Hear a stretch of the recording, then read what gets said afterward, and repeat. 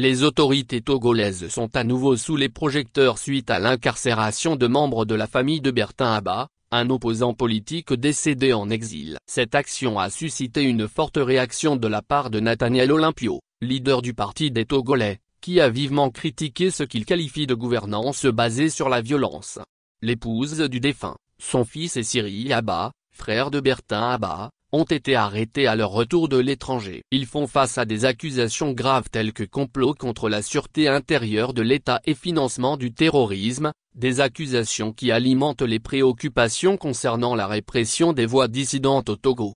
Dans cette affaire, un mandat d'arrêt international a également été émis contre le journaliste Ferdinand Haïté et le commandant Olivier Hama, tous deux en exil. Nathaniel Olympio a exprimé sa consternation face à cette escalade, déclarant que ce régime a vraiment perdu la mesure des choses, critiquant une pratique qu'il juge de plus en plus récurrente.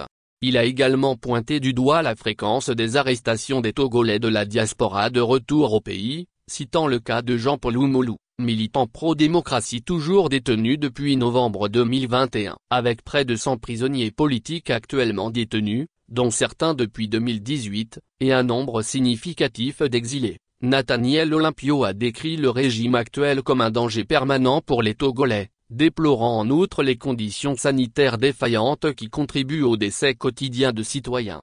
Le leader politique a sévèrement critiqué la gouvernance actuelle, l'accusant de reposer sur la violence, la prédation et des coups d'État successifs, faisant référence au récent changement constitutionnel de mai 2024. Il a conclu en invoquant l'article 150 de la Constitution de 1992, affirmant que désobéir et s'organiser pour faire échec à une autorité illégitime constitue le droit le plus sacré et le devoir le plus impératif. Mots-clés: Nathaniel Olympio.